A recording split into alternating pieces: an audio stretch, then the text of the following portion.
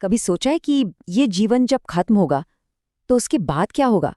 हमारे अगले जन्म की कहानी आखिर लिखता कौन है? ये एक ऐसा सवाल है जिसने ना जाने कितनी सदियों से बड़े बड़े ज्ञानियों और दार्शनिकों को उलझाया है।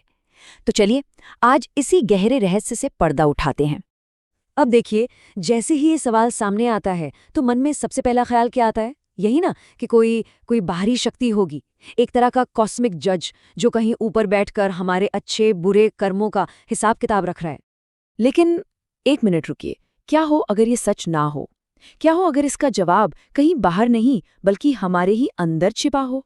मतलब कोई जज नहीं बल्कि एक गहरी नेचुरल एक आंतरिक प्रक्रिया।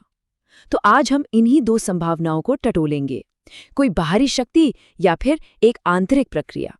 तो सबसे पहले इसी आम धारणा को लेते हैं, एक अदृश्य न्यायाधीश वाली बात को, और इसे समझने के लिए हम मदद लेंगे ऋषि अष्टावक्र की, क्योंकि उनकी दृष्टि, उनका नजरिया इस पूरे ढांचे को ही हिलाकर रख देता है। वो एक बिल्कुल ही अलग तस्वीर सामने रखते हैं। अष्टावक्र का ये एक वाक्य ही अपने आप में एक क्रांति है। वो कहते हैं, तुम न तो करने वाले हो और न ही भोगने वाले, तुम तो सिर्फ देखने वाले हो, एक साक्षी। अब जरा सोचिए, अगर हम कर्म करने वाले हैं ही नहीं तो फिर हमारे जीवन के फैसले ले कौन रहा है? और बस यहीं पर आकर पूरा का पूरा खेल बदल जाता है। अब हमारी खोज किसी जज को ढूंढने की नहीं रही, बल्कि एक प्रोसेस, एक प्रक्रिया को समझने की हो गई है। सवाल कौन से हटकर कैसे पर आ गया है। कौन तय करता है ये नहीं, बल्कि ये तय कैसे होता है। और वो प्रक्रिया है कर्म। लेकिन देखिए, कर्म को अक्सर लोग इनाम या सजा का सिस्टम समझ लेते हैं। ये कोई अदालत नहीं है। कर्म तो बस कारण और प्रभाव का एक प्राकृतिक नियम है, बिल्कुल गुरुत्वाकर्षण की तरह। जो चीज ऊपर जाएगी वो नीचे आएगी ही। वेदों का एक बहुत गहरा सूत्र है, यथा कर्म तथा फल। इसका मतलब बहुत सीधा है, जैसा कर्म वैसा फल। हर काम के अंदर ही उसके नतीजे का बीज छिपा होता है। कर्म और फल ये दो अलग अलग चीजें नहीं हैं, ये एक ही प्रक्रिया के दो सिरे हैं। इसको ना एक खेत के उदाहरण से समझते हैं। मान लीजिए हमारी चेतनाएं खेत है और हमारे कर्म उस खेत में बोए गए बीज। अब अगर गेहूं का बीज बोएंगे तो गेहूं ही उगेगा, कांटे बोएंगे तो कांटे ही उगेंगे, है ना? कोई बाहरी शक्ति या कोई प्रार्थना इस बीज के स्वभाव को नहीं बदल सकती। मतलब साफ है, हम किसी और के नहीं बल्कि अपने ही कर्मों के फल भोगते हैं। हमारे आज के एक्शन ही हमारे कल के एक्सपीरियंस बनते हैं। और जानते हैं, अस्तित्व के इन सारे रूपों में मनुष्य जीवन को सबसे खास माना गया है। क्यों? क्योंकि सिर्फ और सिर्फ यहीं हमारे पास विवेक की शक्ति है, सही और गलत में फर्क करने की, और होश के साथ अपने कर्मों को चुनने की क्षमता। ये एक सुनहरा मौका है अपनी यात्रा की दिशा खुद तय करने का। चलिए अब इस प्रक्रिया की एक और परत को खोलते हैं, जो कर्म से भी ज्यादा सूक्ष्म है, और वो है संस्कार। ये क्या है? ये हमारे मन पर पड़ी वो गहरी छापें हैं जो हमारी आदतों, हमारी सोच को बनाती हैं और चुपचाप, बिना हमें पता चले, हमारे जीवन की नदी को एक दिशा देती हैं। इसकी सबसे अच्छी मिसाल एक नदी की है। सोचिए, जैसे पानी बार बार एक ही रास्ते से बहकर जमीन में गहरा रास्ता बना लेता है ना? ठीक वैसे ही हमारे बार बार दोहराए गए विचार और काम हमारे मन के अंदर गहरे रास्ते बना देते हैं। इन्हीं मानसिक नालियों को संस्कार कहते हैं। रामायण का ये उदाहरण इसे एकदम साफ कर देता है।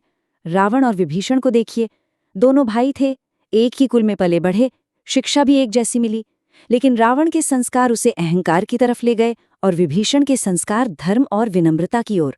अंत में क्या हुआ? किसी बाहरी शक्ति ने नहीं, बल्कि उनके अपने ही संस्कारों ने उनकी किस्मत तय कर दी। लेकिन यहाँ एक बहुत अच्छी खबर है।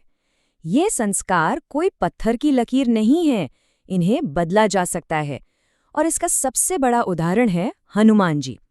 वो एक श्राप की वजह से अपनी सारी शक्तियां भूल गए थे, लेकिन जैसे ही उन्हें उनके असली स्वरूप की याद दिलाई गई, उनकी पूरी चेतना जाग उठी और फिर उन्होंने वो कर दिखाया जो असंभव था। ठीक इसी तरह सेल्फ अवेयरनेस से हम भी अपने संस्कारों के बहाव को मोड़ सकते हैं। तो हमने कर्म को समझा, संस्कारों को भी जाना, पर सवाल उठता है कि क्या इस पूरे चक्र से बाहर निकलने का भी कोई रास्ता है? जी हाँ, बिल्कुल है। और अब हम इस चर्चा के आखिरी और सबसे गहरे पड़ाव पर आ गए हैं, मुक्ति। ये कर्म और संस्कार के इस पूरे खेल से परे जाने का रास्ता है। उपनिषद एक बहुत ही खूबसूरत मिसाल देते हैं। वो कहते हैं कि ये जीवन एक सपने की तरह है। जरा सोचिए, जब हम सपना देख रहे होते हैं तो उसमें भी जन्म होता है, लगाइयाँ होती हैं, सुख दुख के पल आते हैं, और उस वक्त वो सब कुछ बिल्कुल असली लगता है ना? पर उस सपने की हकीकत कब तक रहती है? बस तब तक जब तक हमारी आंख नहीं खुल जाती। जैसे ही हम जागते हैं, वो पूरा का पूरा खेल एक झटके में खत्म हो जाता है। हमें समझ आता है कि अरे, वो तो बस एक सपना था। ठीक इसी तरह आत्मज्ञान यानी खुद को जान लेना उस आध्यात्मिक नींद से जाग जाना है।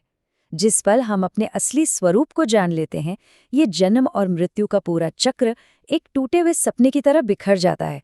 तो फिर हम हैं कौन? हमारी असली पहचान है साक्षी, मतलब द विटनेस।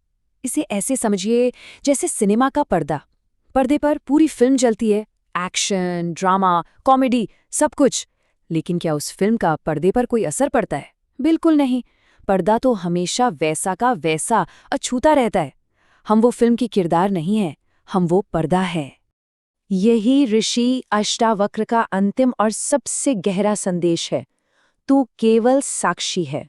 ये सिर्फ एक वाक्य नहीं है, ये परम स्वतंत्रता का, आजादी का सूत्र है। हम करने वाले या भोगने वाले नहीं, हम सिर्फ और सिर्फ देखने वाले हैं। तो इस पूरी बातचीत का निचोड़ क्या है?